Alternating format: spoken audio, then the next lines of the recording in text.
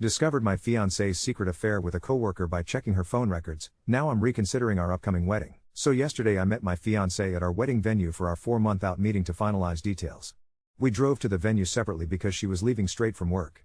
Towards the end of the meeting she let me know her friend was dropping off her rental car and needed a ride home and asked if it would be okay. I said yes, thinking nothing of it as it wasn't that far from our home and I know her friend well. I get home and tried to get in touch with her for the next 3 hours. No answer. At approx the 1:30 mark I texted her friend and asked if she had made it to her okay. I was very worried.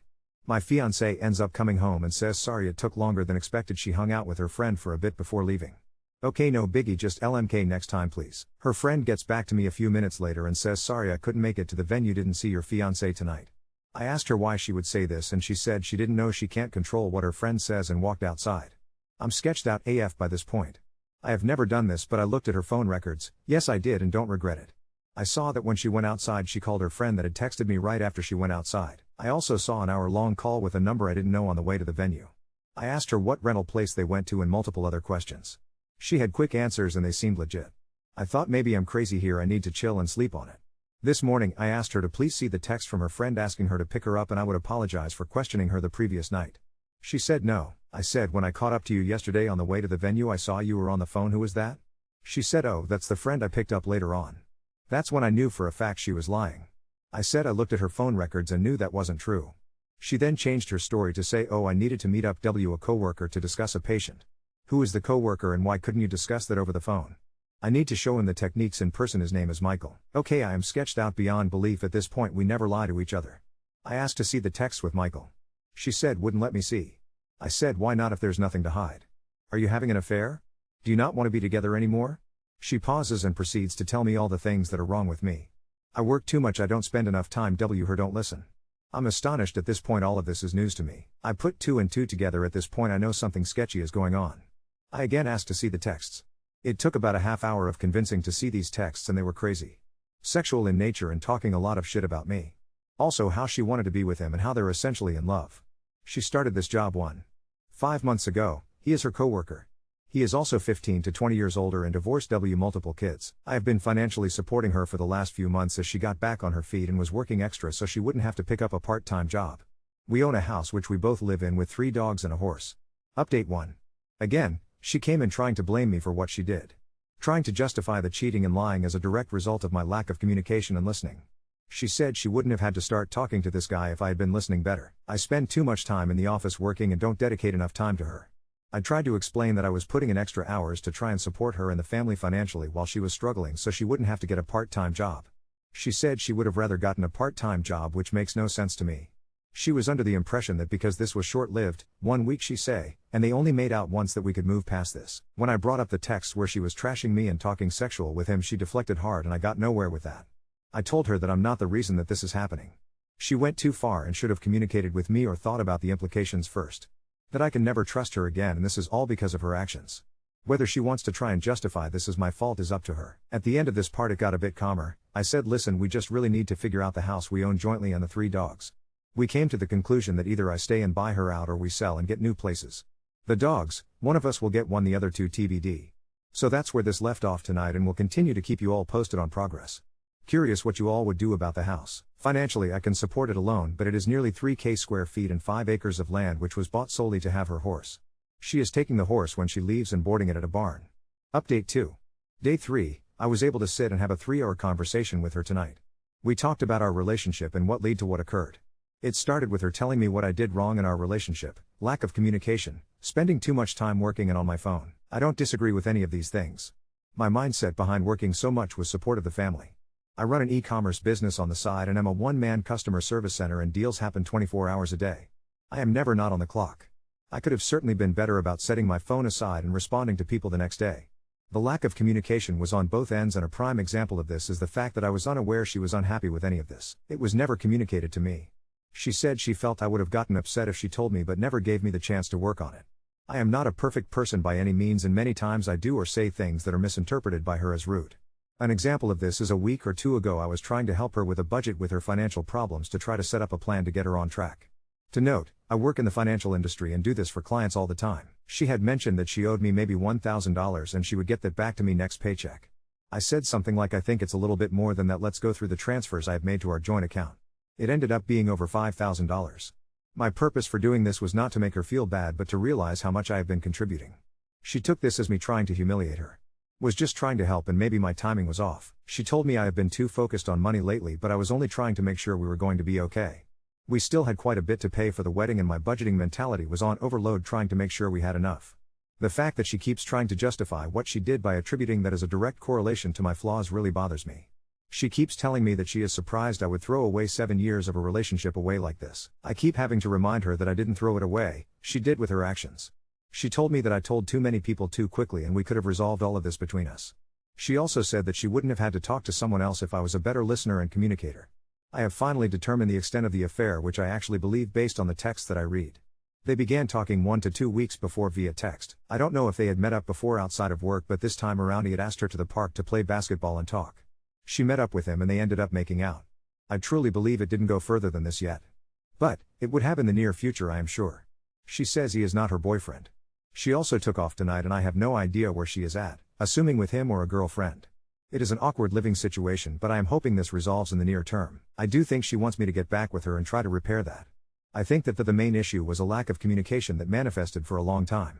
We got into a routine, lived our boring simple life, and meanwhile this problem was never discussed and grew over time.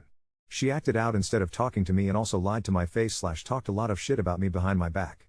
She can be very sneaky and I don't think I can fully trust her again. Obviously this would be the easiest thing to do, but I don't think I would ever be truly happy. Understanding the root cause has helped me feel better. If nothing else, it will allow me to address my personality flaws / communication issues and see things from another perspective. I started hitting the gym today and will keep a routine going. I also plan on picking back up on studying for my CFP designation. I took the week off of work to focus on my mental health. Today I called the wedding venue and officially canceled the date. We were able to get some money back but lost a bit unless the date can be resold to another couple, unlikely. I also spoke with her parents again to keep them apprised. They live far away and I am sure are worried sick. I continue to let them know everything is fine and calm and they don't need to worry about their daughter. I did some research and with interest rates where they are today I will not be able to find a comparable house for the mortgage I pay for this, can barely find an apartment for less nowadays. I think my best option is to try and buy out her share and have her find an apartment. She seems agreeable at this time. We will have an appraiser out to assess value and see what half of the equity would be and if that is doable for me. My questions to you all are, does this change your mind at all about the situation? Am I handling this properly? If not, what should I be doing different? Update 3. While in this vulnerable state I tried everything I could to do things right, make things better, but nothing worked. I was actually told that she had to make a decision, me or him, and she did the right thing choosing him. I think that's when I woke up and realized I had let my self-worth go down the drain and I needed to take a step back and really focus on me and what was best for me. It is hard after 7 years of doing everything for someone else, to focus on your own needs, but that's exactly what I have been doing since. I moved our joint savings accounts to my individual checking account. I did the math of what was owed to me and transferred half of the balance back to the joint account for her to take. I have been working out every day since this happened. It makes me feel good to not only improve how I look, but helps me continue to think clearly. I've gone suit shopping, for a massage, out with friends and family. Not only was this relationship isolating of my friends and family, which should have been a huge red flag, but I never did anything for myself. Buying clothes is just not something I would do. I was always worried about providing for my sig other and animals. I've been seeing a therapist, for the first time in my life, on a weekly basis. It helps me talk things out in my decision making. It is something I will probably continue to do after this situation resolves, just to continue to improve myself. Now for the bigger items. I am still living in the house with the ex. She is sleeping in the guest bedroom and we are at a point where the only communication is, did you feed the dogs? I think she is a terrible person and no matter what I say, in her mind, this is my fault. To accuse someone of being a bad communicator and then using that as an excuse to then not communicate her feelings to me and cheat is her being a hypocrite and an easy out in her delusional mind. I stopped bothering trying to reason with her because she is unreasonable. I have been keeping the ball rolling with listing the house for sale. I contacted an agent, had them come, and was happy with the proposed sale price. She then requests that I contact 2 other agents and get their opinions, one of which was recommended by her friend. Yes, I made all the calls, set up all the appointments and met with these people. This is how the relationship always was, and even though it's not fair, I've been willing to do it all to get the hell out of here. After meeting with all 3, we ended up going with the first agent. Pictures were taken on Sunday and the house was listed for sale Sunday night. Open house next Saturday. Already getting a lot of attention on the resites. She will be taking the horse to a barn somewhere TBD. I had a conversation about the dogs and offered to take one or none. She said she would take all 3 of them to keep them together. They are a happy bunch and I don't want to fight over taking one if that will break them up. It also selfishly allows me to pursue a clean start. Unexpectedly, I met someone about a week ago that I've been spending quite a bit of time with. I have no false expectations here, but am enjoying hanging out with her. She's been through a similar situation in the past and has been helping me through this. It's really eye-opening speaking with a kind, thoughtful and independent woman. It makes me realize what a narcissist my ex was. Completely self-centered, dependent and manipulative. I should have listened to the warnings from family and friends long ago. I definitely fell into the trap of being in a simple routine. I wasn't enjoying life, it was just an easy situation to be in. Nice house, lots of land, great animals, didn't want to rock the boat. So I just continued on. You don't really realize this until you take a step back and truly reflect. Some might say it was wasted time, but I am really using this as a learning experience. I will not ignore red flags in the future. I will not fall into the simplicity trap. I will continue to maintain relationships with friends and family. I just want to end this with a huge shout out to everyone on here that commented on my original post.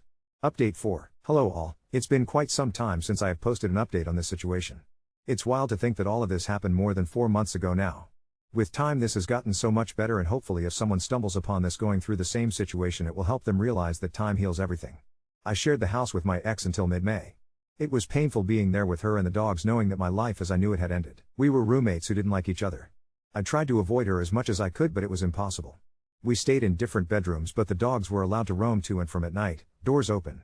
After the first few weeks she stopped sleeping out, and it didn't happen almost at all for the remainder of the time at the old house. The constant texting and phone calls, however, did not.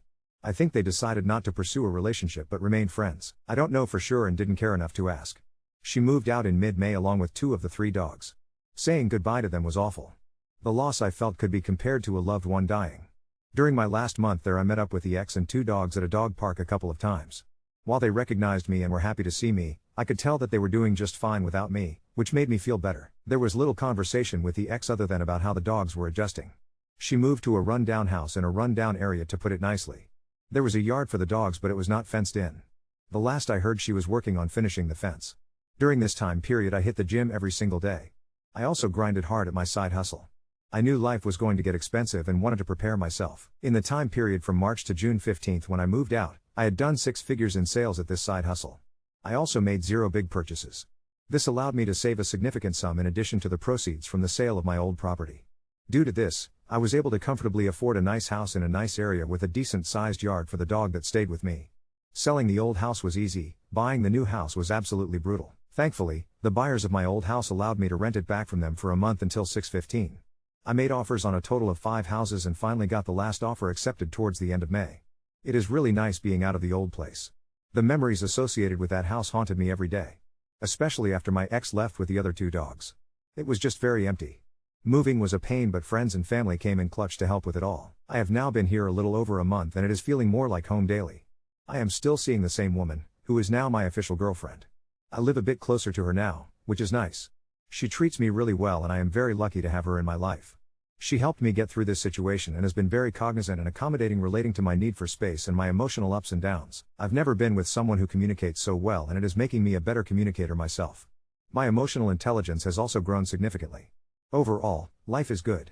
While this was one of the hardest things I've had to go through, I feel blessed that it happened. I was going to marry a completely self-centered, ungrateful puss. Update 5. Well, I really did not expect to be writing again, but holy hell, buckle up, because things took a turn I never could have predicted. If you've kept up, you know I finally moved into my new place, settled in with my dog, new girlfriend, let's call her Jess for the sake of clarity, and started to actually feel like my life was my own again.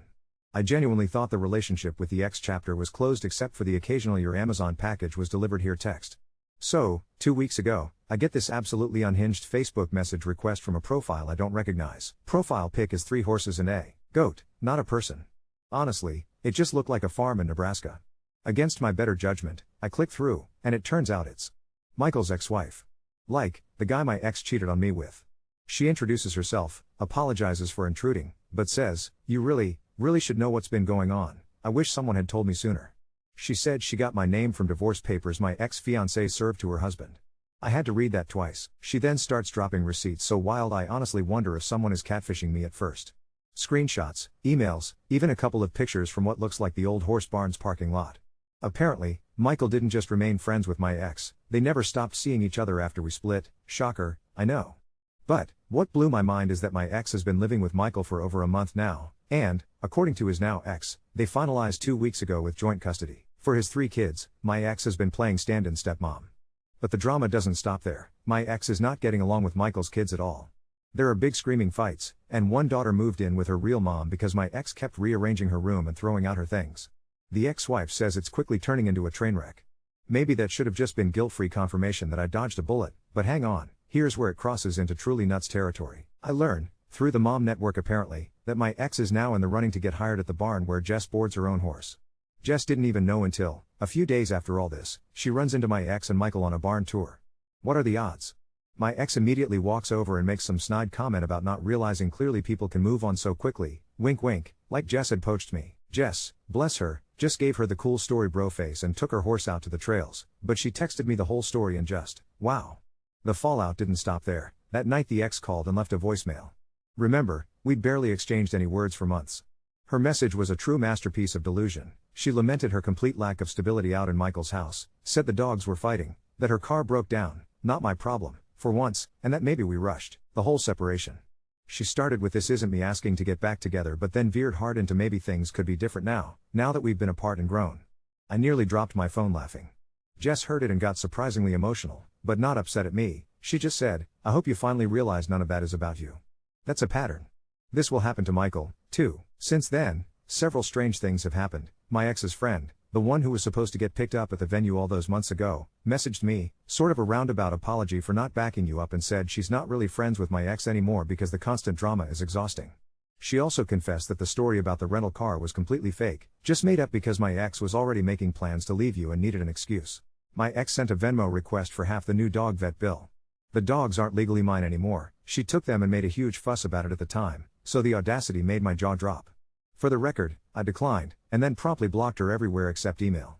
I opened up enough to write a polite but final please don't contact me unless it's a genuine legal/business emergency message. Jess and I had the most honest conversation yet about relationships, codependency, and repeating cycles. She brought up something I hadn't wanted to admit, that, left to my own devices, I would have kept making excuses for the ex forever. It felt like finally closing that door, seeing how, no matter how hard I worked or how many sacrifices I made, what was missing could never have been fixed from my end. It still feels surreal. The story gets one final, poetic twist. 2 days ago, a package showed up at my door addressed to me and my ex, from one of our old mutual friends. We haven't seen this person in ages. Inside was a wedding gift, a fancy engraved cheese board and a note, hope you two are still the perfect match. I laughed for a solid minute and then texted Jess, guess we have a new cutting board for date night. So that's where it sits. My ex is living in a chaos tornado of her own making, and for better or worse, her mess comes with a law of inertia I can finally step outside. I have a new, infinitely healthier relationship and a calm home of my own. Most days, the old wounds barely itch. Oh, and I gave the cheese board to Jess, because, after everything, I figure you're allowed to re-gift the past as long as you cut ties with it first. Update 6. So 2 weekends ago, Jess and I headed out for a trail ride at the state park, the late summer sun, birds, peaceful winding paths, the whole moving on fantasy. We just loaded up her horse when my phone buzzes, unknown number. I ignore it, years too late to be picking up random calls now, but within minutes, I get an email. My stomach actually drops. It's from Michael himself. The subject line? Can we talk man to man? Couldn't make this up. I hand my phone to Jess, she laughs, then gets quiet and says, you kind of have to know what this says, right? So I open it. He jumps straight in, no pleasantries, we're having issues. She says you sabotaged us. According to Michael, the ex has convinced him that I've been reaching out to his ex-wife and spreading lies online about her, which, as you all now know, is rich considering her actual track record. Apparently, she found out Michael's ex sent me receipts about their domestic chaos, and, true to form, doubled down by spinning a story about how I'm obsessed with her and trying to ruin her future. Never mind that my only interaction since the Venmo vet bill was a single, 3-sentence email. Part of me wants to reply with a short dissertation on gaslighting, but Jess points out it's not worth even dignifying, so I delete the draft and let it die there. If you're out there, Michael, you damn well know who brings the drama to the barn. The fallout comes a week later. Jess gets a call from the barn manager. Apparently my ex has been let go from consideration for the job, because she turned the meet and greet into a one-woman TED talk on betrayal in modern relationships. I'm told she name-dropped me and Jess to nearly everyone, including a couple of high schoolers who help with the ponies. The barn manager says it was uncomfortable for all the wrong reasons, and that Jess should consider herself lucky. Jess and I catch each other's eyes, equal parts appalled and amused. I just say, what is it with horse girls and drama? For the first time, she laughs about it, too. That same night, I get a ping from a mutual friend, the rare neutral party. They heard from their spouse that my ex is blaming me for her not getting the barn job, allegedly telling people I wrecked her professional reputation. For reference, I haven't talked to a single human at that barn, for obvious reasons. But I guess some people just can't accept that not everyone else is the villain in their failure story. That would have been enough. But, truly, universe? It gets better. Yesterday afternoon, I go out to grab the mail and spot 2 envelopes taped together, stuck half in, half out of my box. Neither has a return address, but one's labeled in very familiar handwriting, "For you." Inside is a printed out photo of the house we used to live in, taken from street view after the buyers moved in, new garden beds, different paint. Scrawled on a post-it, "Things change, don't they?" The other envelope is business, addressed to the legal occupant, some standard home insurance ad. But for a full 10 minutes, I'm standing in my driveway feeling like I stepped into the Twilight Zone. Jess's take: if this were a movie, this is where the audience starts shouting at the character to move to another state. Here's the wildest update, and maybe the most gratifying. Remember the dog I kept? This sweet, anxious rescue who always needed the pack to feel okay? Yesterday, for the first time, she trotted away from her bed to greet me at the door wagging her tail, no hesitation. I'd always been unsure if breaking up the trio was cruel, but seeing her happy, relaxed, and learning it's okay to be top dog of her own domain felt poetic. I texted Jess, if the dog can heal, I can, too. There's no coda to tie every story thread up with a bow. My ex is, from all reports, still barreling through life like a tornado, claiming old ghosts are haunting her future. I hope, genuinely, she finds what she's looking for, or, at least, stops blaming the ghosts. As for me, I bought a second key hook for Jess. She laughed at how permanent that feels, and finally hung something decorative on the walls that wasn't leftover from my couple starter pack era. The wedding cheeseboard debuted at a double date with some friends. Turns out, imported Gouda tastes best when you're entirely, finally, free. Update 7. So, Saturday morning, Jess and I are in the middle of what's become our favorite new tradition, weekend pancakes, dog curled up under the table, Spotify humming. My phone dings with a group text notification. I almost shut it off. Who starts a group thread at 7:30 a.m. on a Saturday? Turns out, it's a group of old mutual friends, not the ones who flinched and ran after the incident, but the "we were all freshmen together, let's do New Year's Eve in the woods and hope nobody gets frostbite" crowd. They're planning a barbecue at a park near the lake, one of the first actual fun invites I've gotten in a while that doesn't remind me of awkward couple obligations or forced splitting of the dog's Instagram account, not that she ever had one, but you get it. It's a little nerve-wracking. Some of these people knew me and my ex so well, part of me wonders, did they take sides? Did they hear her version? Jess, bless her, gives a gentle nudge. Go. Take the dog. If you want me there, I'll come, but if you need old friends, go just as you. So I load up, show up, and instantly feel 10 years younger. Nobody's weird. There are a few "so, how have things been?" moments, but mostly it's diving straight into the "remember when X fell in the lake?" business. The biggest twist: halfway through, 3 separate people quietly check in with me, basically, "Hey, I always suspected things were off toward the end. I'm glad you got out." That hit me unexpectedly hard. It made me realize how isolating everything had gotten at the end, how much I'd retreated from people who might have actually seen the warning signs, and cared. But the real kicker? About an hour in, this gray SUV rolls up. I recognize it instantly as my ex's. I guess Michael did buy her that used Subaru after all, straight from the Facebook Marketplace section where Subarus go to die. My stomach bottomed out, but she never gets out. Instead, she cruises slowly through the parking lot, staring right at the barbecue. Later, a friend comes over and says, "Isn't that your ex's car?" My dog bristles. I just shake my head. The SUV idles for a minute, then peels away. It was weirdly obvious. Someone mutters, "Well, drama queen is still lurking, huh?" Apparently, later that evening, I get a text, new number, but unmistakably her syntax. She tries to play innocent. "Didn't realize you'd be at the park. Hope all's well. Sorry if I made it weird." She then immediately pivots. "If you talk to Michael, could you let him know I'll drop the car payment check on Thursday?" For the record, Michael and I still have not spoken, and the only car payments I'm interested in now are for my very dull Honda. Fast forward to Monday, another curveball. The barn where Jess rides has, apparently, become ground zero for all the unspoken ex-drama in our small town. One of the staff, who I haven't even met, pulls Jess aside and sheepishly asks if she's alright because my ex's friend, yes, the infamous venue rental car accomplice, started loudly telling a story about how betrayed and unfairly treated my ex was, giving it as an example of why you shouldn't trust men. Jess gives her best "I'm not the drama, please don't bring it to the horses" speech, but when she tells me later I just feel tired. Not angry, not anxious. Just done. The coincidence continues. 2 days later, I come home to find a random flyer stuck in my mailbox, advertising a support group for people navigating messy breakups, storytelling, snacks, and community. It's at the downtown library. The contact email looks suspiciously like one my ex used for years. I almost snorted. There's audacity, and then there's setting up a support group and papering your old life with flyers. For the record, no, I didn't go, but if anyone did, I hope the snacks were decent. Now, as much as the situation is still surreal, here's the weird, quiet joy cutting through all the nonsense. At no point did I miss her. At no point did I wish, maybe this could be different. In fact, as the week wore into the next, Jess and I joked about sending our own flyers out, group for people who learn to set boundaries, petting dogs and eating pancakes. No barn drama allowed.